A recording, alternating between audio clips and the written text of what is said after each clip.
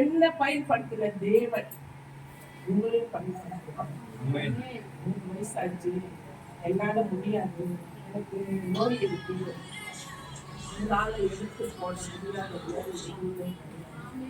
தேவன் வந்து கிருபை போல உங்களுக்கு பலத்தை கொடுத்து அவர் உயர பலத்தை செய்து அப்படியாக என்னுடைய சாட்சியை நான் பகிர்ந்து கொண்டேன்.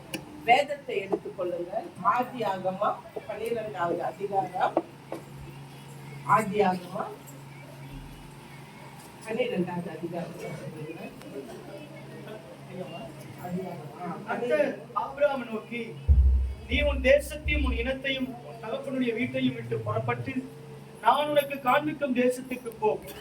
நான் உன்னை பெரிய ஜாதியாக்கி உன்னை ஆசீர்வதித்து உன் பேரை பெருமைப்படுத்துவேன். நீ ஆசீர்வாதமாய் இருப்பாய்.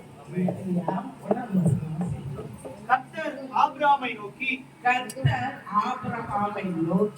நீ உன் தேசத்தையும் உன் இனத்தையும் உன் தகப்பனுடைய வீட்டையும் விட்டு புறப்பட்டு நான் உனக்கு காண்பிக்கும் தேசத்துக்கு போ.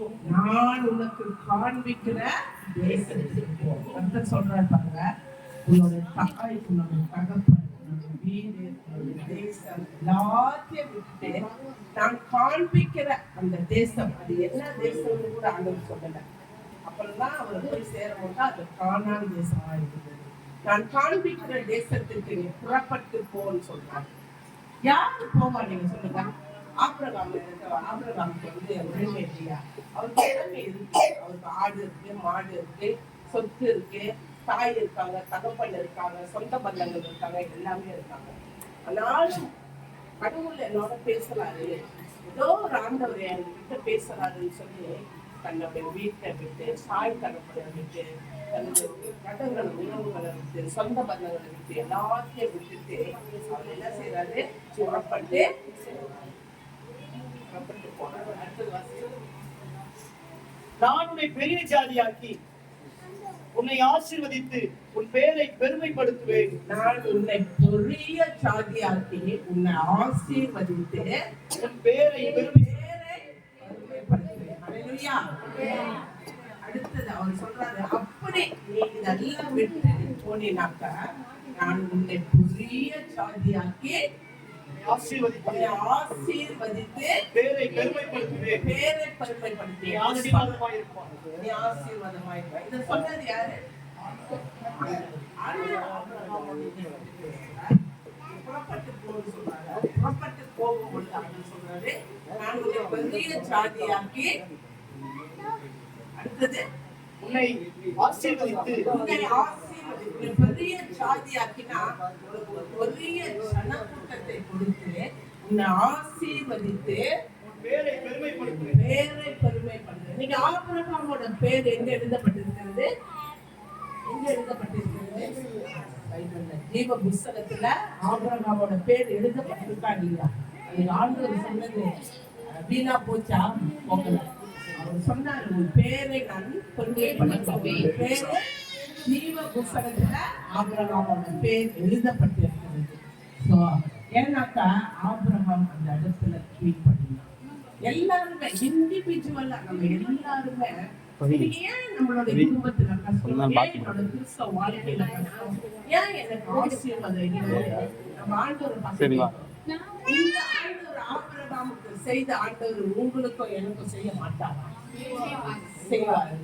என்னை பத்தி எல்லாத்தையும் விட்டுட்டு வாழ சொன்னாரு. நான் அழுத ஆண்டவர் எல்லாத்தையும் விட்டுட்டு நான் வரேன், நான் என்ன செய்யறது? எனக்கு சம்பளம் வேணும், எனக்கு ஊழியர்கள் வேணும் அப்படின்னு நான் கேட்கும் பொழுது நான் முதல்ல என்ன யோசிச்சேன்னா, இந்த ஓமத்துல என்ன இருக்கு? நீ ஒரு வயசான ஒரு ஓமத்தோ இல்ல, இது ஒரு ஊழியமா? இவ்வளவு ஊழியர்கள் வந்துட்டு எல்லாத்தையும் இதை வந்து நான் பொறுத்து இது ஒரு ஊழியமா அப்படின்னு நான் கேள்விக்குறியா இருந்துச்சு. ஆனா இன்னைக்கு எனக்கு அதுக்கு விளைந்து வயசானவங்க நல்லா படிச்சவங்க, டிகிரி படிச்சவங்க, டிப்ளமா படிச்சவங்க மனநிலை பாதிக்கப்பட்டு அவங்க வந்து மனநிலைன்னா டிப்ரெஷன்ல, அதாவது பைத்தியம்னு சொல்லுவாங்க, பைத்தியக்காரங்க சோ ஒரு பைத்தியக்காரங்களை பார்க்க முடியுமா? ரோட்டில் எப்படி தெரிவாங்க? ஒரு பைத்தியக்காரங்களை பார்க்க எவ்வளவு கஷ்டம். 80-90 பைத்தியக்காரங்க வச்சிருக்கேன். அவ்வளோ பேருக்கு மருந்து கொடுத்து, அவங்களுக்கு சாப்பாடு கொடுத்து, அவங்கள பராமரிச்சு, அனுபவம் கட்டி எல்லாம். அப்பதான் இவங்களுக்கு யாரு சுவிசேஷன் சொல்றேன், இவங்க எப்படி பரலோகத்துக்கு இந்த வயசான காலத்துல இவங்களுக்கு இயேசுவை பத்தி சொல்லலைன்னா இவங்க பரலோகத்துக்கு போகணுமா, நரகத்துக்கு போகணுமா? இவங்களும் பரலோகத்துக்கு போகணும். சோ இவங்களுக்குலாம் யாரு சொல்லுவா? இந்த டிப்ரெஷன்ல மனநிலை பாதிக்கப்பட்டவங்களுக்கு யாரு சொல்லுவா?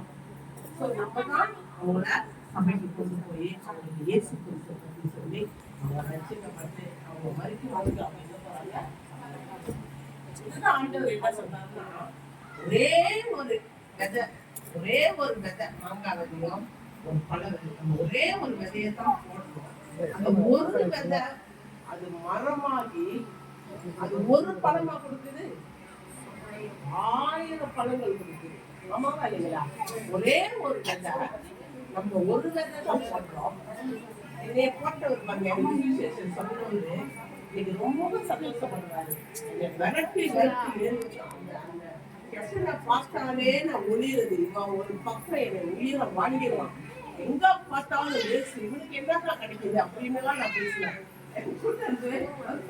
பேசாது, எங்க பார்த்தாலும் வருத்தி வந்து இயேசுவை பத்தி இவருக்கு என்னதான் கிடைக்க போகுது அப்படின்னு. சோ இன்னைக்கு நான் என்ன யோசிக்கிறேன்னா, இன்னைக்கு என்னோட வாழ்க்கை ஆசீர்வாதமா இருந்திருக்கு அந்த மனுஷன். அதனால அவரை நான் மறக்கவே மாட்டேன். அவரு மலேசியாவுக்கு வந்தா நான் செய்ய வேண்டிய, ஏன்னா அவருடைய ஆவிக்குரிய ஒரு சீனவனா இருந்தாலும் அந்த அன்பு அந்த விரட்டி ஆண்டவரை பத்தி சொல்லி.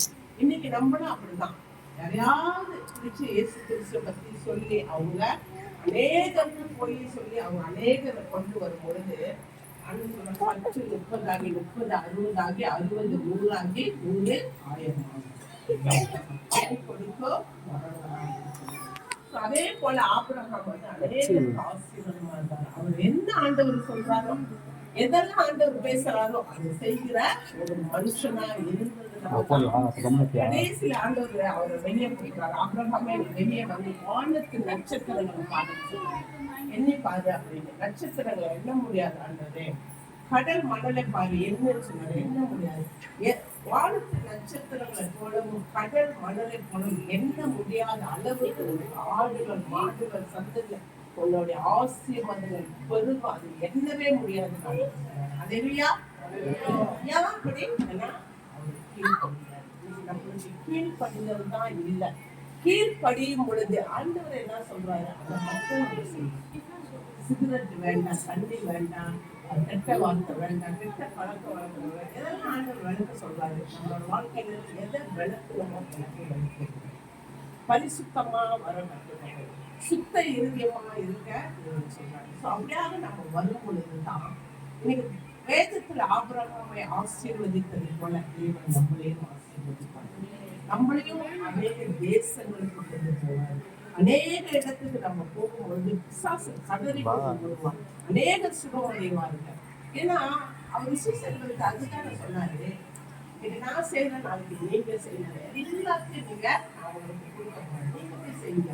அது அது அற்புதமாய் அந்த இடத்துல நடக்கும் சொன்னாரு. அடுத்த வாசி, உன்னை ஆசீர்வதிக்கிறவரை ஆசீர்வதிப்பேன், உன்னை சபிக்கிறவரை சபிப்பேன். உன்னை ஆசீர்வதிப்பவர்களை நான் ஆசீர்வதிப்பேன், உன்னை சபிப்பவர்களை ஆசீர்வதிப்பவர்களை ஆண்டவர் ஆசீர்வதிப்பார். யாரெல்லாம் நம்மளை சபிக்கிறார்களோ, நம்மளை ஏசுறாங்களோ, நம்மளை கேவலமா பாக்குறாங்களோ அவங்கள தேவன் சபிப்பார்.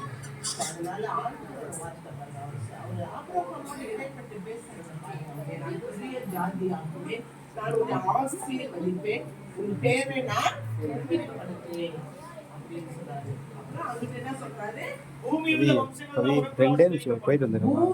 உள்ள வம்சங்கள் எல்லாம் உனக்கு ஒரு பெரிய சனக்கூட்டமே ஒன்னால ஆசீர்வதிக்கலாம். ஏன்னா நம்ம வாழ்க்கை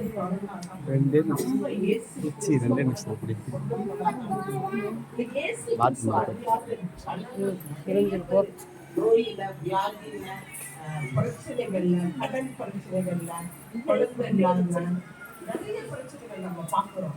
அந்த பிரச்சனைகள்லாம் இயேசு கிறிஸ்துவால முடியாத காரியம் ஒன்றுமே இல்லை. அவர் போனார்னாக்கா அந்த இடத்துல விடுதலை. இயேசு இருந்தாருனாக்கா அந்த வீட்டுல இல்லை என்ற வார்த்தைக்கு இடமில்லாத படிக்க தேவன் ஆசீர்வதிக்கிறவராக இருக்கிறார். அநேகருக்கு சுகம் கொடுக்கிற தேவனாக இருக்கிறார். அநேக பிசாசுகளை கவர்த்துகிறார் தேவனாக. இப்படிலாம் செய்கிற தேவன் நம்மோட இருக்கும்போது அதெல்லாம் இந்த தடவை நான் வரும்போது ஒரு சின்ன சபை நான் புறப்பட்டு போகும் பொழுது இந்த இடத்துல தேவன் பெரிய காரியங்கள் சொல்லி வருகிறார்.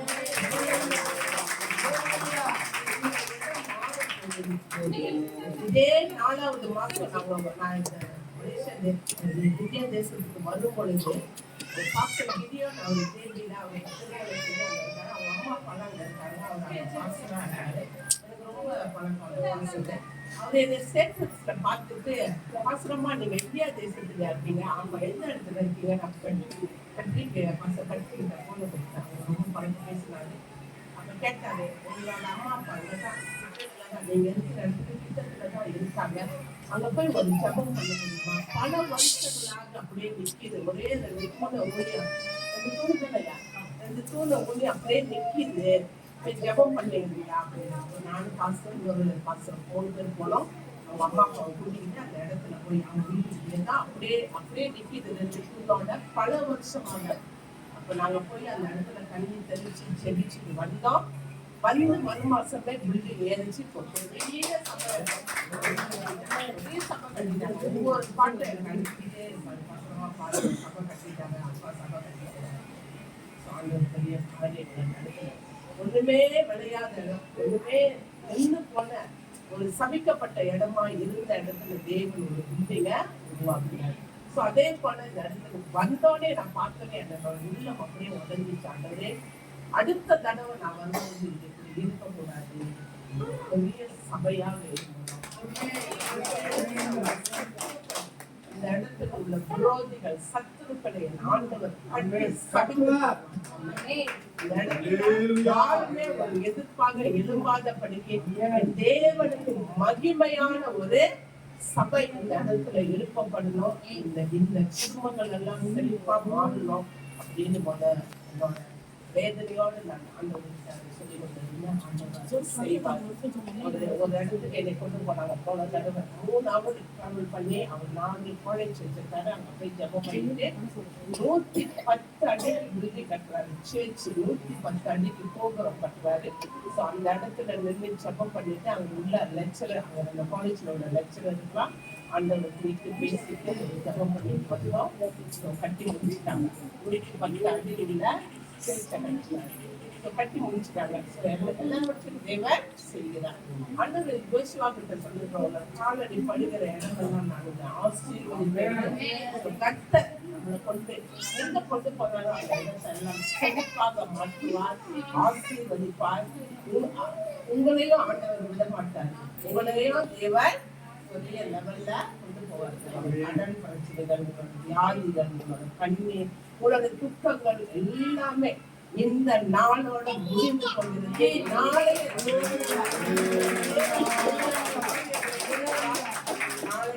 முதல் தேதி ஜனவரி 1 வருது. புது வருஷம் வருது. அந்த புது வருஷத்துல என் ஆண்டவர் உடைந்து போனவர்களை,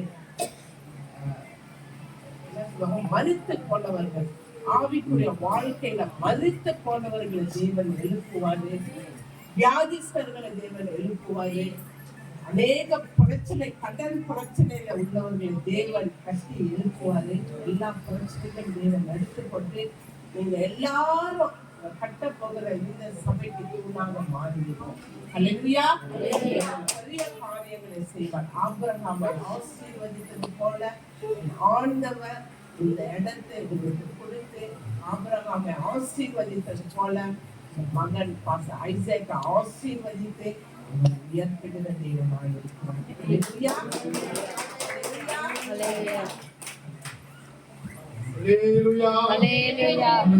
ஓங்கிய கரத்தை தட்டி அந்த பாஸ்டர் கலப்படுத்தி ஹல்லேலூயா. ஹல்லேலூயா.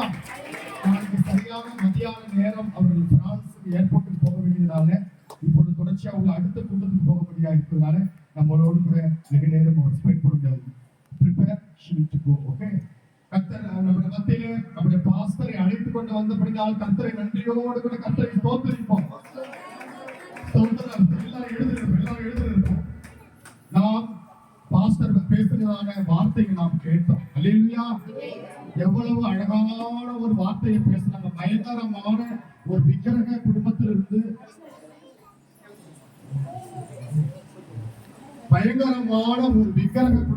வந்தவங்க. அல்லேலூயா.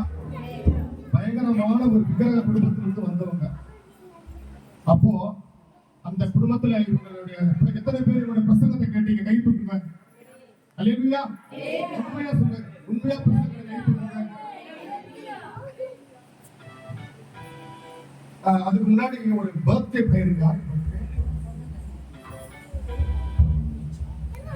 நாளைக்கு ஒரு பிறந்த நாள். நாளைக்கு அவங்களுடைய பர்த்டே மகள் தானே. பூவரசிக்கு நாளைக்கு ஒரு பிறந்த நாள். அல்லேலூயா. நீங்க கேட்டு பார்க்கலாம். அல்லேலூயா. கர்த்தர் தாமே அந்த பூவரசியினுடைய பிறந்த நாளை ஆசீர்வதிக்கும்படியாக நம்ம பாஸ்டர் கரத்துல கொடுக்கிறேன். அவங்க ஜெபம் பண்ணுவாங்க.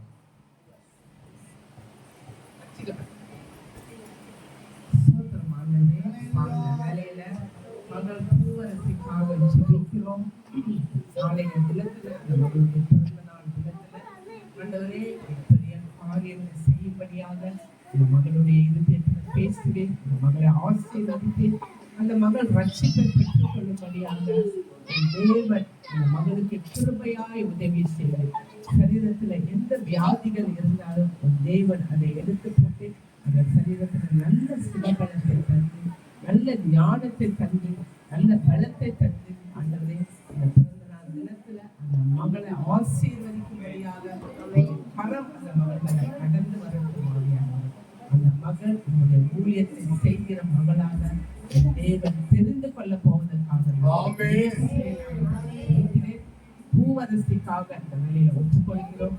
ரத்த கொட்டைக்குள்ளாக இங்க போதிய வசதிகள் இல்லாததுனால முல்லை நகர், எம்ஜேபி நகர், வியாசர்பாடி இப்படி 7 இடங்கள்ல நம்முடைய ஜெப ஆராதனை நடக்கும். முல்லை நகர்ல இருந்து வந்த விசுவாசிகள் மட்டும் கலந்து முல்லை நகர்ல இருந்து வந்து இந்த முல்லை நகர் விசுவாசிகளுக்காக நாம் ஜெபிக்க போறோம். நம்முடைய முல்லை நகர்ல பாஸ்டர் அங்க வரல. வந்து பார்த்தா தெரியும் அவங்களுடைய பரிதவிக்கப்பட்ட நிலைமை. பயங்கரமான கொசு கடியில, கொட்டாளம் இல்லாத ஒரு இடத்துல, பாம்புகள் வரக்கூடிய இடத்துல, அதுவும் எப்படி தங்குறாங்கன்னு ஆச்சரியமா இருக்கும். மலேசியா தேசத்துல இருக்கிற குப்பை தொட்டியில எப்படியா அந்த குப்பை தொட்டி இல்லையா? மலேசியா தேசத்துல இல்லை, அது அழகா இருக்கும். இந்தியா தேசத்துல இருக்கும் இல்லையா? ஆனால் வேதம் சொல்லுகிறது அவர் பாழான ஸ்தலங்களை இப்பொழுது பாஸ்டர் வேறொரு இடத்துக்கு போக வேண்டியதுனால முல்லை நகர் சபை விசுவாசிகள் எல்லாரும் சபை உட்காருங்க. முல்லை நகர்ல இருந்து வந்தவங்களுக்கு மட்டும் எழுப்பிடுங்க. தங்களுடைய கைகளினால அவர்கள் வஸ்திரத்தை கொடுப்பாங்க. இல்லையா? உட்காருங்க. முல்லை நகர் இந்த சாம்பல்